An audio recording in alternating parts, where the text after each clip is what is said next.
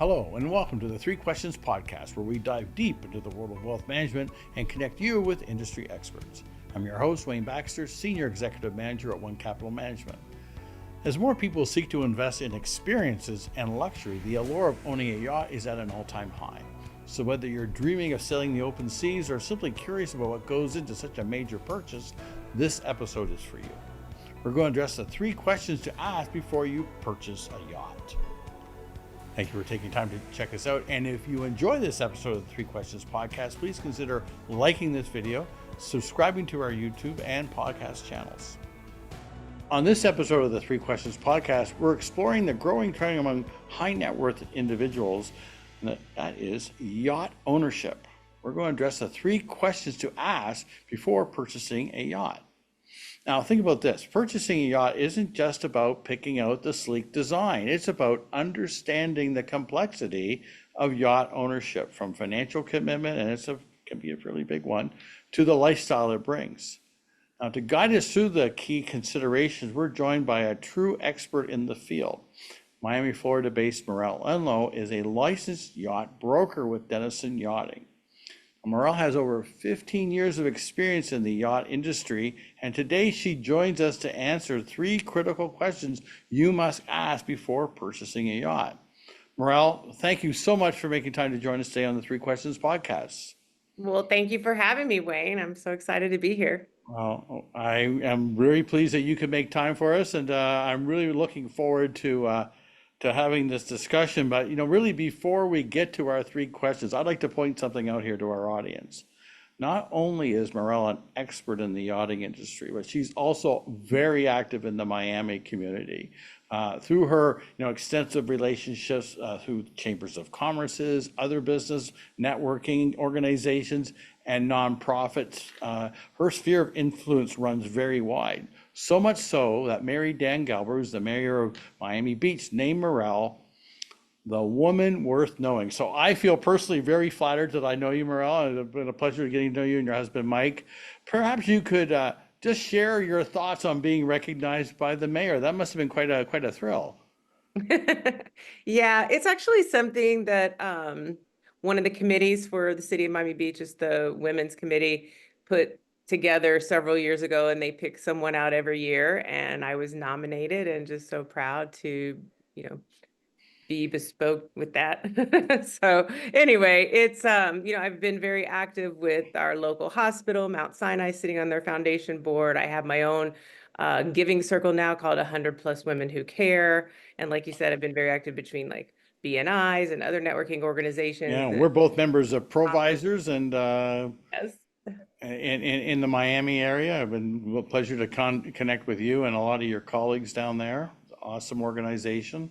Yes. And yeah, it's actually, quite frankly, I can vouch for the fact that a lot of people know you, just in my relationship with people. So why don't we just, in a good way, I mean, it's all good. Okay, let's get to our 3 questions. Well, these are the 3 questions to ask before you purchase a yacht.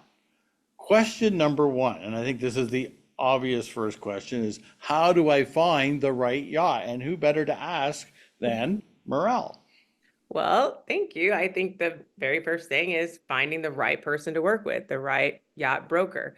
One of the things you mentioned, my husband, Mike, earlier. So one of the things that makes us different is we are a team. I originally came from the real estate world, and teams are very common in real estate, but not so much in yacht brokerage, where it really should be, because when he is flying to go see a yacht with a client, or he's out in the middle of the ocean like this, and you don't have access to your emails or your phone or anything like that, it's nice to know that you have a second person like myself who can answer your questions. You're not waiting for that person to get back where they're land-based and now they have 25 calls to return and 50 emails to return, So we work together as a team. So finding that right broker that does a true consultation with you is also extremely important. A lot of times people will start their yacht search and they go, like you kind of said earlier, looking based on price and by what looks cool to them. And what looks cool to them may not always be the right boat for them. So how do we make that decision? Again, we do a consultation and we ask probing questions. It's not just about size and price, but What kind of boating are you going to be doing? How many people do you think you're generally going to want to have? Where are you going to keep the vessel? That's become more difficult in recent times because so many people got involved in boating during COVID. You couldn't travel, so RVs became very popular. Building your swimming pool in your backyard became very popular, and people bought boats during COVID. So we thought for sure once that travel opened back up, people would be getting rid of their boats. But guess what? It turns out people love boating and nobody got rid of their boats. So there's no Hmm. empty slips in marinas. All marinas have a 2, 3, 5 year waiting list. So it really is one of the first questions we ask nowadays is, do you have a place to put it before you buy it? So um, and then ultimately, it's just like buying a house. The more details that you can give about the kind of boating you want to do, where you want to go. Are you going to be a fisherman? Do you want to do sailing? You're just going to put around someplace like in the Keys. So you want something that doesn't have a large draft. I mean, these are all things that we dig deep to find the right boat for someone. So one thing I wanted to ask, and I know you're based in Miami. Um, I know based on our discussions we've had in the past, you're not limited to working with people simply merely in the Miami Beach area, right? Somebody reaches you from another part of the US or Canada, I'm pretty sure that you would be able to provide them with some clarity and guidance, wouldn't you be? Absolutely. Anywhere in the world, really. I mean, Hmm. just recently we had a closing. We had a Swiss buyer who has a Norwegian passport. He was purchasing a vessel in France with a French owner. He's repositioning the vessel to the Bahamas, and we're in the United States. But we were able to handle the entire transaction for both sides, make sure everybody was taken care of. Things were translated properly. Every one of those countries I mentioned has different documentation. So, it's not always the same in each country. And that's the power of having a really good team around you. So we have an excellent closing department. They speak several languages. They know the different countries and what kind of documentation requirements they have. So it really helps streamline the process when there's multiple countries and people from multiple countries involved. Well, that's great to know because this the clientele, my clients who all get a copy of and get this podcast, a good number of them are located in Canada. So don't be surprised if you start getting. We can certainly help Canadians, that's for sure. That's And perfect. I have special relationships with several lenders in Canada that can help with Canadian financing that sometimes it can be hard for them to get here. So, because we do have a lot of Canadians that reach out to us. So. Well, that's great. That's perfect to hear. And what I really appreciate about when you were talking about the process of finding out what is the right vessel, is the fact that you go through, something near and dear to me is going through a very detailed discovery process. So the fact that that gives me a sense of comfort. I must admit that it's not merely a transaction. That there's a lot of just thought that goes into it, and a lot of planning, and because yeah, you buy the wrong boat, you're probably not going to keep it very long. That's for Well, sure. and then I didn't really do my job, I mean, like I said, there's a lot of people that call, they'll see some cool looking boat and they'll call up and be like, I want to find this kind of boat. Can you help Yeah. me? You do, Yeah. but then the more we get into the conversation about what are you going to do with this, I'm like, that's probably not the right boat for you. I mean, I'm happy to go find one and sell it to you, but let me explain to you why this other boat might be a better option for you based on your answers to our questions. Well, kudos to you for that, having an involved discovery process. Like I say, I'm a big fan of that doing that as opposed to the quick and easy transaction. Okay, let's get on to question number two. And this is the three questions to ask before you purchase a yacht. Question number two is, what are some of the financial advantages of owning a yacht? Obviously, a question that would be of interest to me, given the role that I have. I don't know how many people would say there's actual financial advantages, but let's talk about the financial commitment. So many people think that just buying the yacht is the largest part of the investment, and it is. But if you can't cover the carrying cost annually, you're going to have a problem. So just figure it this way, it's generally about 10%. So if you buy a $20 million yacht, you're going to have to assume that your carrying costs annually are going to be about $2 million. So it's not just that initial $20 million investment. This is ongoing. And then as the boat gets older and ages, it's probably going to have even more issues. So it's going to have refits that have to be done or engine work, and those things can get very expensive. But your operating costs include things like your crew. So on a vessel like this, you might have up to 5 crew, and you pay them a salary, you pay for their insurance. That's a big cost. You have dockage. So like I explained earlier, with the lack of dockage now, prices have gone up immensely. In some places, they've more than doubled in some marinas because it's just the supply and demand, right? There's little of it and everybody wants a piece of it. So it's dockage has gotten very expensive. Insurance has gotten extremely That wasn't expensive. what I was going to ask about, actually. I'm glad you brought that one up. Yeah, nobody wants to talk about insurance these days. But you, especially if you're someplace like where we are, where we have storms, got one coming up the west coast of Florida right now. So, there's all kinds of rules about not only just having insurance in place, but where does your vessel have to go? So you need to include that in your cost, depending on where you are. You've got a plan for someone to come in, move that vessel. Where's it going to go? How are you going to pay for that? The fuel to get it there. The insurance is just out of control these days. And then, of course, I mentioned fuel, but you also have maintenance. You have monthly maintenance on the boat that needs to be done. And of course, all kinds of unforeseen repairs. It's just like owning a house. We call it a house and money pit. Well, so is a boat. You got to be ready for that financial commitment. And then you're going to have guests on board. So even though this isn't like cost of ownership, you're going to have to feed them and give them some drinks. So you got to consider provisioning as well. That's a big part of boating. So I'm not a CPA, but I would say that I have talked to some CPAs recently that have actually suggested to their clients that are having extremely successful years as entrepreneurs and business owners that they need something to offset those profits. So you could actually use a yacht, especially if you enjoy boating, you enjoy taking clients out, doing something nice for your clientele that's different, not just taking them to a fancy dinner. So you can have all those costs offset to the boat, offset to the profits of your other business by having a loss, believe it or not, on your spreadsheet on your So, yeah, I was thinking, as you were sharing all this is exactly, it's amazing how you connected those dots, because I was just thinking about probably going to want to write all this stuff off. So you're probably going to want to set up some kind of an LLC to, Yep. for That the, is what most people do. Yes, they set up an LLC. And then we can actually also help them earn some revenue on it. Again, you're going to make your yacht a business. So exactly. if you put it into our charter program, let's say you do one charter a month for 12 months and each of those charters are $100,000. That's $1.2 million a year that will help offset all those costs, the crew, the dockage, the insurance, the maintenance, the fuel. So, you can run your boat as a business, and if you're a And yacht still owner, enjoy it. yeah, you're still going to enjoy it. I mean, you've got your crew, they're there to take care of you, but we also offer yacht management. So if you don't want to deal with running another business, we can take care of all of that for you. Take care of invoicing and, crew and maintenance, everything you need. And that way, when you show up on the boat, all it is happy. All right. So just off the cuff here,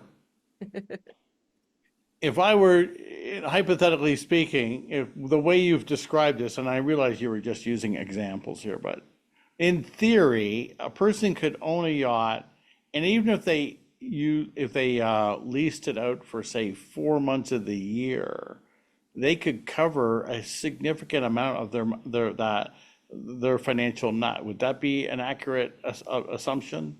Yes, Other absolutely. than the commitment of having to actually own it, but beyond that, the ancillary expenses which you described so in detail. Yeah. Uh, so you could actually, use it for, say, 8 months of the year or less, and then the rest of the time have someone like you manage it and make sure that it's being used, and all of a sudden it's not quite the sticker shock at the end of 12 months. And I have to tell you, I don't know any yacht owners that use their boat 8 months out of the year. It would, There you if it would go. be the other way around, you'd put it in charter for 8, 10 months and you use it and maybe There you 2 months. go. But yeah, but keep this in mind. There's more than just that financial benefit. Crew usually get into the yachting business because they want to travel. They don't want to sit at a marina day after day after day waiting for the owner to get there, they will find another boat where they can, one, So travel and this is a way of keeping your staff, in other keeping words. your staff. You want to keep good people, you keep them working, because when they're out on those charters, they also get tip income. And that's where they really make the money. So they get the travel and they get the tip income. Number three, it's actually good for the boat to be moving around. It's not good for a boat, I don't care how well it's taken care of, to just sit in a marina all the time. So it needs to be out and functioning and working. This has been a So fun conversation. I'm enjoying this a lot. This is good. The problem is that you probably can see the sawdust coming out of my ears. They're thinking about, how can I make this work? Okay, well, we should get on to question number three. So, of the three questions you should ask before you purchase a yacht, the third question, and again, maybe this probably is the question I would be thinking about coming into the conversation is with you today, which is, what are my options if I don't actually want to own a yacht, but would like to enjoy the experience? well, those would be the people that the people we were talking about No earlier kidding. are the yacht owners charter their boats to. What a clever segue. You're so great at this, Wayne. Well, Ugh, yeah, and it doesn't always have to be big 138-foot Benettis that you charter. I will show you a beautiful there we vessel. go. This is a lovely 63-foot catamaran. So it's got two hulls. It's great for families, and it's great for people that feel like they might get motion sickness, seasickness, because with the two hulls, it's really stable, extremely stable. It's also incredibly efficient. Look at the your solar Yeah, I panels up see the here. solar panels on the top there. So this is a 63-footer. I did 8 days in the BVI's last year on a little bit smaller, it was 51 feet instead of 63 feet, but our fuel for those whole 8 days was $200. Go Where on. on the yacht I showed you earlier, it'd probably be closer to 10 grand or more for the week. So these are great. And let me show you what it looks like on the inside. So Oh, here's the yeah. main salon. Hello. Doesn't that just look like a beautiful home? Now, unfortunately, I got to say, this is in podcast format as well. So the folks watching on YouTube, you're going to be able to see this. Mirielle doing but unfortunately, so if you're listening to this on podcast, I'm going to refer you to the Three Questions YouTube channel so you can actually see some of the pictures that Mirielle is sharing with us here. Yeah. But we have vessels all over the world. I mean, obviously this is the Caribbean, but you can go on charter. So we're here in Southern California. So I know the big port is Long Beach, right? Okay. I'm about 12 miles as a crow flies from Malibu, right? So in theory, if I wanted to arrange for a cruise with my friends and tour them around, maybe take them out to Catalina Catalina. Island or whatever, I could contact you and you could help hook me up. Absolutely. Now, I have to be honest with you that I hope so. California is not a top of the list for charters, believe it or not, because there's just not a lot of places to boat to. As opposed to South Florida, you can go to the Keys, you can go to the Caribbean, you can go to Understood. the Yeah. Bahamas. Because what's great about that is you yacht to another island every day and have different experiences. You don't have a lot to do out there except maybe go to Catalina and back. So it's just not as popular. But I was going to say earlier, we do have Alaskan charters, New England charters. So like if you wanted to do a very historical, like Martha's Vineyard and Nantucket and Block Island and Boston, Provincetown, we have some beautiful classic yachts up there. And then the Med is a great place to go in the summertime. So here in South Florida, all the charter boats go over to the Med in the summer because the The Bahamas Med are being the Mediterranean, for those who don't know yes, sorry, sailing the Med. lingo. Yacht lingo, yes. And then those boats come back to South Florida and to the Bahamas and the Caribbean during the winter because that's when it's beautiful here.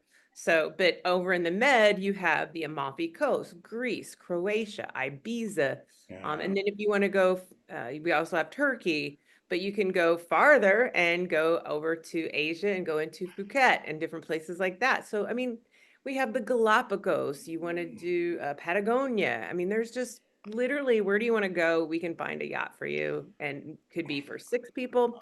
And we have some vessels up to like 40 where if you wanted to do like a business thing, maybe bring your top clients or bring your top salespeople or do something, whatever it is, it's all customizable. You're not going on a cruise ship where they tell you when to get off the boat and when to come back on the boat and when to Yes, I'm eat. familiar with that experience, which has always been why I've been. I just all I can't help but think about, Mirielle, when I'm listening to you talk is wait till my wife hears this. Wait till Susan hears this. I got a funny feeling I know there's going to be water in my future. It's just such a different experience. Yeah, because I'll be quite blunt. I've never been a fan of cruising just for exactly what you just shared is the dragging you Cattle on. call. I'm like, wow. Well, I can see where this is going. Well, the other great thing about charter is even though you don't own the yacht, it's still completely customizable to you. You decide where you want to go. You decide what you want to eat. You're going to have a consultation with the captain and crew before you ever get on board. And they're going to have the right kind of wine you like and the right kind of beer you like. And they're going to go shopping for it and get it for you. It's not like going to a resort where you're just kind of got to go to the restaurants they have or drink the $35 cocktail at the pool. Here, it's just the stuff that they got for you that you requested and they bought it at the store. They don't up it in price. So you still have an amazing 5-star experience on a vessel like this, but without those crazy costs of food and drinks. Mirielle, you have a future in the yacht sales industry. I can tell you. Okay, before Thank we God. sign off, I got to ask this question before we let you go. We kept you here for quite a while, and really appreciate it, by the way. But what's the one piece of advice you would give to someone who's on the fence about purchasing a yacht? There's people who think, it sounds like a good idea, but they're not so sure. So what's the most important factor they should keep in mind before making that final decision? If somebody was truly on the fence, I would suggest that they do a charter and get out and experience it, because I think once you do a charter, you're kind of hooked. Now, either you're hooked to do more charters in the future or you're hooked and you want your own. Got it. Well, I'm pretty sure that this conversation has piqued a fair amount of interest amongst our listeners. They're made up of clients of mine and colleagues and across the United States and Canada. For those interested in contacting you directly, how can they reach you? What's the easiest way for them to reach out to you and connect with you? Call, text, email. You have all that. And we have it all listed here. I got a 305-798-2393. That's me. That's you. And then we got Mirielle at DenisonYachting.com. All right. And we also have it on the screen here so the folks watching in on YouTube can see as well. So, Mirielle, I want to thank you so much for joining us. What a great conversation. A lot of fun. Mirielle Enlow is a licensed yacht broker with Denison Yachting. She's based out of Miami, Florida. And thank you very much for joining us today. Thanks for having me. I look forward to bringing you the 3 Questions podcast, and I hope you find them educational and informative. Please consider liking this video and subscribing to our podcast and YouTube channels. And to receive a notification of when our latest episode has been posted, please click on the notifications bell.